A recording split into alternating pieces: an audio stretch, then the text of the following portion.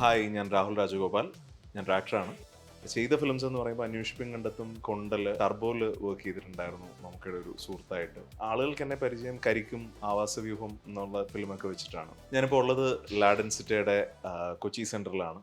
ഇന്നെൻ്റെ procedure day ആണ്. ഇതെൻ്റെ സെക്കൻഡ് ടൈമാണ്. ഞാൻ 2016 ഒരു റൗണ്ട് ഇംപ്ലാന്റ് ചെയ്തിട്ടുണ്ട്. അതൊരു kind of out of curiosity എന്ന് പറയാം. ഞാൻ ഈ ഫ്രണ്ട് കുറച്ച് ഭാഗം ഒന്ന് ലൈൻ കറക്റ്റ് ചെയ്തിട്ടുണ്ടായിരുന്നു. 10 വർഷത്തിന് ശേഷം ഇപ്പോൾ പിന്നെയും പ്രൊസീജിയർ ചെയ്യാൻ പോവാണ്. തെറ്റില്ലാണ്ട് സിനിമകൾ വരുന്നതുകൊണ്ട് നമുക്ക് ഇതുവരെ ചെയ്യാൻ പറ്റിയില്ല. പക്ഷേ ഇപ്പം I reached a point where ഇനി അത് ചെയ്തേ പറ്റുള്ളൂ എന്ന് വിചാരിച്ചു. ഇപ്പം മസ്തിഷ്കമരണം എന്നുള്ളൊരു ഫിലിം റിലീസിന് വെയിറ്റ് ചെയ്യാണ്. അത് ഇറങ്ങുന്നതിന് മുമ്പ് ഈ പ്രൊസീജിയർ അങ്ങ് ചെയ്യാമെന്ന് വിചാരിച്ചു. ഈ ഇറങ്ങാനുള്ള ഫിലിംസ് പേട്രിയോട്ട് ഉണ്ട്. അതിൽ നിന്നൊക്കെ മാറി ഒരു പുതിയൊരു അപ്പിയറൻസ് എനിക്ക് കിട്ടും. എനിക്ക് കുറേ നാൾ എന്നെ തന്നെ ഒരേപോലെ കണ്ണാടി കണ്ടു കഴിഞ്ഞാൽ ബോറടിക്കും. ഇപ്പം ഒരു മേക്ക് ഓവർ കിട്ടുമെന്ന പ്രതീക്ഷയിലാണ് ഞാനിപ്പോൾ ഈ ഒരു പ്രൊസീജിയർ ചെയ്യാൻ റെഡി ആയത്. എനിക്ക് മുടി ഭയങ്കരമായിട്ട് പോകാൻ തുടങ്ങിയത് കൊണ്ടൽ എന്ന് പറയുന്ന ഒരു ഫിലിം ചെയ്തപ്പോൾ ഏതാണ്ട് 70 ദിവസം കടലിലായിരുന്നു. കടലിലെ വെള്ളവും ആ ഒരു ഭയങ്കര എക്സ്ട്രീം ക്ലൈമാറ്റിക് കണ്ടീഷൻസിലായിരുന്നു ഒരു 70 ഡേയ്സ്. അപ്പോൾ അത് കഴിഞ്ഞപ്പോഴാണ് ഭയങ്കരമായിട്ട് എൻ്റെ സ്കളൊക്കെ വിസിബിൾ ആയി തുടങ്ങിയത്. അപ്പോൾ അതിനുശേഷം കുറച്ച് നാളായിട്ട് ഇങ്ങനെ വിചാരിക്കുന്നു ചെയ്യണം. പക്ഷേ വേറൊരു സെൻറ്ററിലാണ് ചെയ്യാനിരുന്നത്.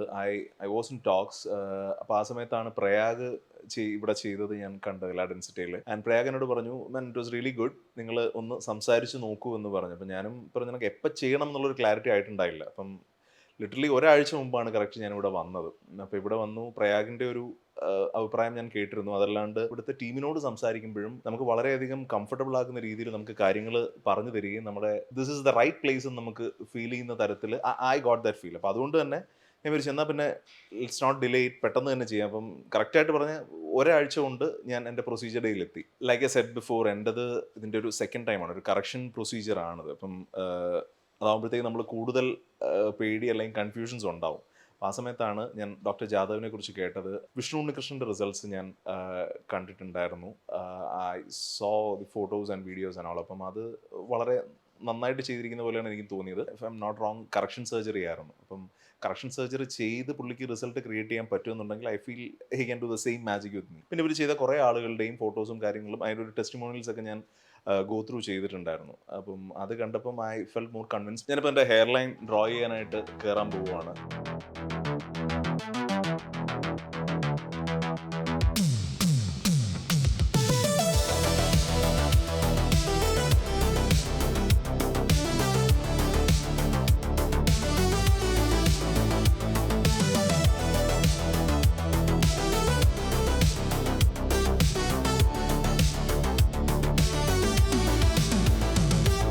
നമ്മുടെ സർജറി കഴിഞ്ഞിന്ന് 25ാമത്തെ ദിവസമാണ്. ഞാനിന്നെൻ്റെ PRP സെക്കൻഡ് സെഷന് വേണ്ടി വന്നതാണ്. ഫസ്റ്റ് സെഷൻ സർജറിയുടെ കൂടെ തന്നെ ചെയ്തിട്ടുണ്ടായിരുന്നു PRPയുടെ. അപ്പോൾ ഇതുവരെയുള്ളൊരു പരിപാടി ഇതാണ്.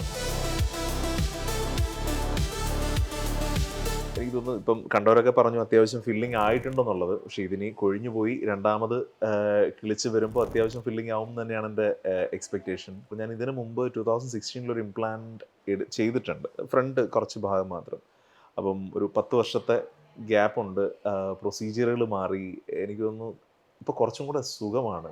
ഇപ്പോൾ പെയിൻ ഉണ്ടാവുമെന്ന് പറഞ്ഞെങ്കിലും എനിക്ക് വലിയ ബുദ്ധിമുട്ടൊന്നും ഉണ്ടായില്ല പോസ്റ്റ് സർജറിയുടെ ഡോക്ടർ ജാദവും ഡോക്ടറുടെ ടീമുമായിരുന്നു പ്രൊസീജിയർ ചെയ്തത്. എനിക്ക് വളരെ ഒരു ഹാസിൽ ഫ്രീ എക്സ്പീരിയൻസ് ആയിരുന്നു. എനിക്കൊന്ന് 10 വർഷം മുമ്പ് ചെയ്തതിനെ അപേക്ഷിച്ച് ഇത്തവണ ഭയങ്കര ചില്ലായിട്ടാണ് കാര്യങ്ങളൊക്കെ നടന്നത്. ഒരു മാസമായിട്ട് ഡയറ്റ് ലൈഫ് സ്റ്റൈൽ റെസ്ട്രിക്ഷൻസ് ഒക്കെ ഉണ്ടായിരുന്നു. എനിക്ക് തോന്നുന്നു ഇനിയിപ്പോൾ ഈ ഒരു PRP കൊണ്ട് കഴിഞ്ഞൊരു 30 ഡേയ്സ് കഴിയുമ്പോഴത്തേക്കും നോർമൽ റുട്ടീൻ റീസ്റ്റാർട്ട് ചെയ്യാൻ പറ്റും എന്നുള്ളതാണ് എക്സ്പെക്റ്റേഷൻ. ആഫ്റ്റർ സർജറി ആദ്യത്തെ 10 ദിവസം കഴിഞ്ഞിട്ടായിരുന്നു ഹെഡ് വാഷ്. അപ്പം അതൊരു ബുദ്ധിമുട്ടുള്ളൊരു പീരീഡ് തന്നെയാണ്. അപ്പം എനിക്ക് 2016 ചെയ്തപ്പോൾ ഈ തല പുറകിലോട്ട് വെച്ച് കിടക്കാനുള്ളൊരു ബുദ്ധിമുട്ടായിരുന്നു. എത്തവണ ഒരു നെക്ക് പില്ലോ തന്നിട്ടുണ്ടായിരുന്നു. അപ്പം അത് കാരണം തല അധികം ബുദ്ധിമുട്ടില്ലാണ്ട് തന്നെ മെയിൻറ്റെയിൻ ചെയ്യാൻ പറ്റി. പിന്നെ ബാക്കി പ്രൊസീജിയർ വൈസ് എനിക്ക് ഭയങ്കര കംഫർട്ടബിൾ ആയിരുന്നു. പെയിനോ കാര്യങ്ങളോ ഒന്നും അങ്ങനെ ഉണ്ടായിരുന്നില്ല. ആ ഡെൻസിറ്റിയിൽ നിന്ന് എനിക്കൊരു കോൺടാക്ട് അതിനായിട്ടൊരു സെപ്പറേറ്റ് നമ്പർ തന്നിട്ടുണ്ടായിരുന്നു. അവരുമായിട്ടായിരുന്നു ഹെഡ് വാഷിൻ്റെ ആണെങ്കിലും PRP സെഷൻസിൻ്റെ ആണെങ്കിലും ഫോളോ അപ്പും കാര്യങ്ങളും. പിന്നെ അവർ തന്നെ റെഗുലർലി എനിക്ക് അപ്ഡേറ്റ്സ് അയച്ചുകൊണ്ടിരിക്കും. ഇന്ന സമയത്ത് ഇന്ന കാര്യങ്ങളൊക്കെയാണ് ചെയ്യേണ്ടത്. അപ്പോൾ നമുക്ക് കുറച്ചും കൂടെ ഇൻഫോംഡ് ആയിട്ട് കാര്യങ്ങൾ ചെയ്യാൻ പറ്റും, which is very helpful actually. ഞാൻ മനസ്സിലാക്കിയെടുത്തോളം ഇതൊരു 1.5 മാസത്തോളം കഴിയുമ്പോഴത്തേക്കും വെച്ചത് പൊഴിഞ്ഞു പോയിട്ട് പിന്നീടൊരു 3 to 4 months തൊട്ടാണ് റീഗ്രോ ചെയ്യുന്നത്. അപ്പം ഞാനും ആ ഒരു സ്റ്റേജിന് വേണ്ടിയിട്ട് വെയിറ്റിംഗ് ആണ്.